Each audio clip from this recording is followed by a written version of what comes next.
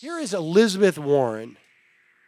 Now, you know the story of this. The OCC, basically, one of the primary mortgage lender regulators, basically got this mortgage lender fraud as part of their portfolio. Many people say they were aggressive in pursuing it because they didn't want it to end up in the Consumer Financial Protection Bureau's portfolio, because the Consumer Financial Protection Bureau was not so rife and not so tainted, frankly, by industry that they would actually pursue this mortgage fraud in a far more aggressive way. So the OCC fashions some type of mortgage deal that is signed off on by all the state's attorney generals that gives a just literally virtually no money.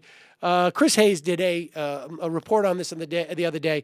Just like incredibly small amounts of money to people whose homes were foreclosed upon, either completely illegally, despite actually being up to date with payments, because they were victims of some type of mortgage fraud, that there was no legitimate claim to foreclosing on these houses because they had people lied on affidavits as to whether or not they had the right to foreclose.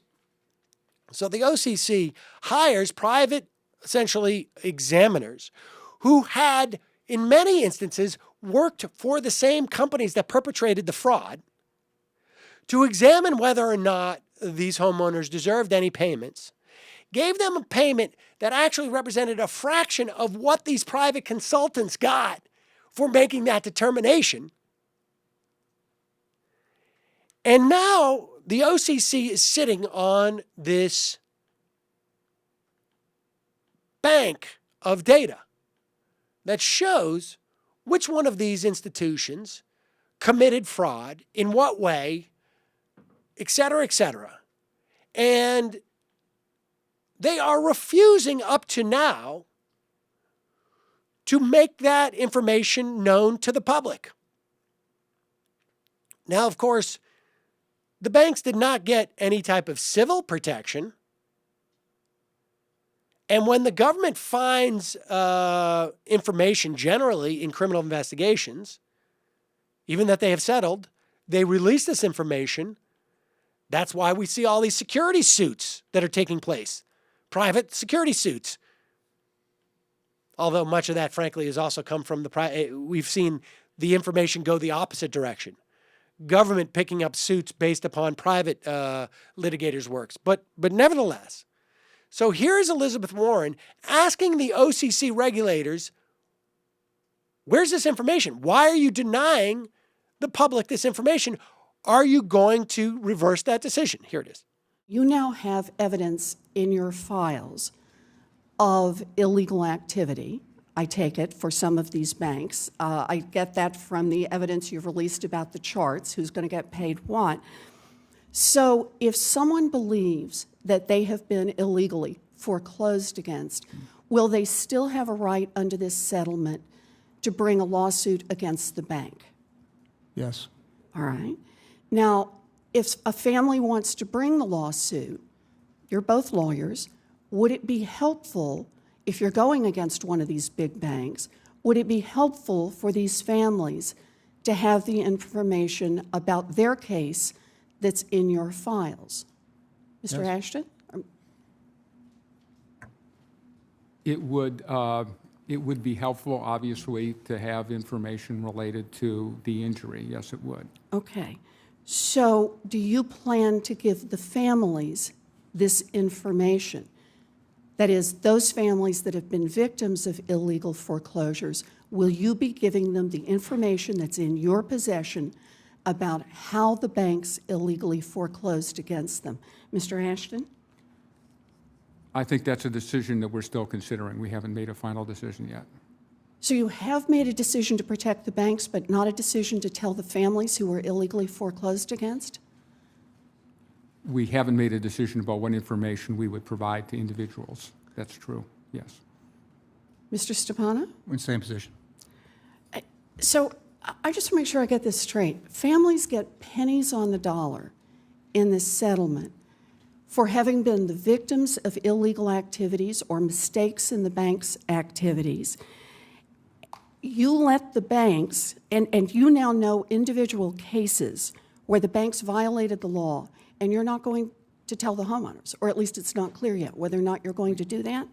We haven't made a decision on what we're going to tell the homeowners. You know, I just have to say, I thought this was about transparency. That's what this is all about. People want to know that their regulators are watching out for the American public, not for the banks. And the only way that we can evaluate whether or not you're doing your job is if you make some of this information publicly available. And so far, you're not doing that.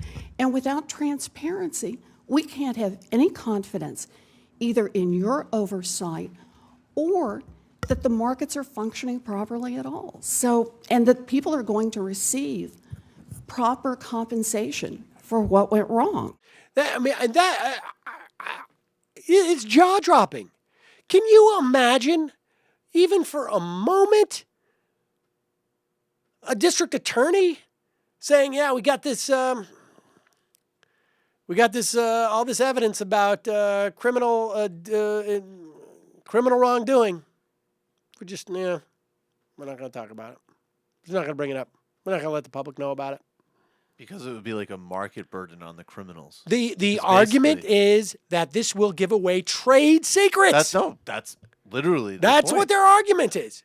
This is just unbelievable. I'll tell you. I mean, if I was Senator Warren, I would have just said, "Excuse me, will you just repeat exactly everything we just said here again 5 times?" Like, you know, the fact that she was speaking, they were just going like, "Oh, thank God she's not asking this anymore." Yeah, I mean, it's just, I can't believe these people get in front of the committee and have the balls to even show their face.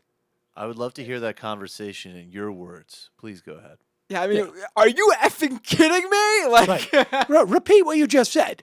Repeat what you just said. I'm going to make you say it 100 times. If I didn't get you up here to write it on the blackboard. We don't know yet if we're going to do. Really? Just unbelievable. You know,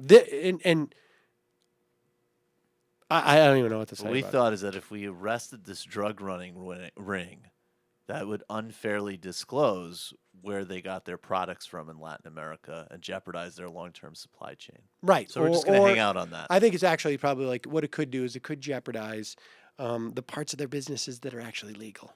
The pizza place that they wash Yeah. the money through.